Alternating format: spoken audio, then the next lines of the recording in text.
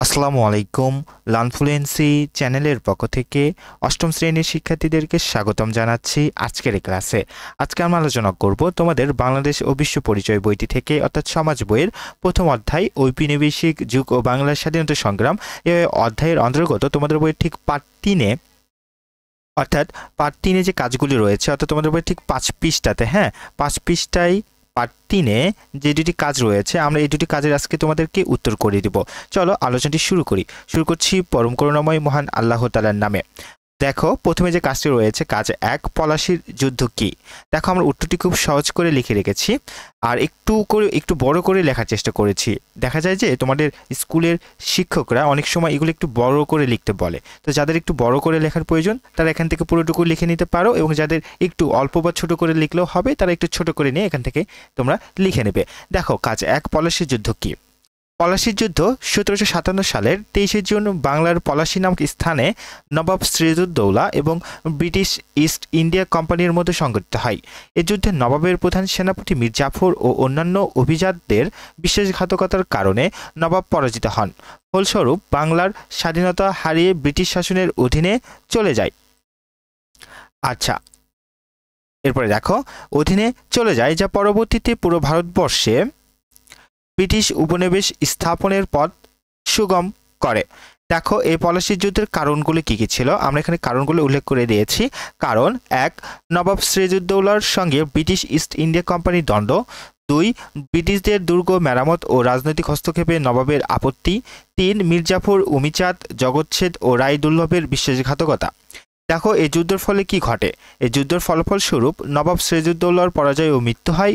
মীর জাফর বাংলার নবাব নিযুক্ত হন, তবে প্রকৃত ক্ষমতা ব্রিটিশদের হাতে যায়। 3, ব্রিটিশরা বাংলার সম্পদ ও প্রশাসনের উপর নিয়ন্ত্রণ প্রতিষ্ঠা করে। এরপর দেখো তোমাদের বই যে কাজ 2 ছিল, কাজ 2 অর্থাৎ বাংলায় ইংরেজরা কেন জয়লাভ করেছিল। উত্তরটি আমরা একটু করে রেখেছি। দেখো যে পলাশীর যুদ্ধে ইংরেজদের ব্রিটিশ ইস্ট ইন্ডিয়া কোম্পানি জয়লাভের প্রধান কারণগুলো ছিল 1, বিশ্বাসঘাতকতা ও ষড়যন্ত্র। দেখো এর ভিতর কি কি পড়ে বিশ্বাসঘাতকতা ও ষড়যন্ত্রের ভিতরে কি কি। দেখো নবাব সিরাজউদ্দৌলার প্রধান সেনাপতি মীর জাফর, অর্থমন্ত্রী জগৎছেদ, অমিচাঁদ ও রায়দুল্লভ ইংরেজদের সঙ্গে গোপন ষড়যন্ত্র করেছিল। আরেকটি কারণ, যুদ্ধের সময় তারা নবাবকে সাহায্য না করে নিষ্ক্রিয় ছিল, ফলে নবাবের বাহিনী দুর্বল হয়ে পড়ে। 2 নম্বর কারণ দেখো ইংরেজদের সামরিক শক্তি ও আধুনিক অস্ত্র।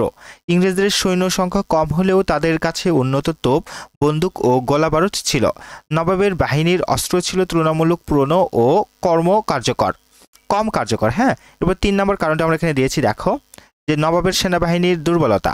নবাবের বাহিনীর অধিকাংশ সৈন্য ছিল অনুগত, কিন্তু নেতৃত্বের অভাবে তারা সঠিকভাবে যুদ্ধ করতে পারেনি।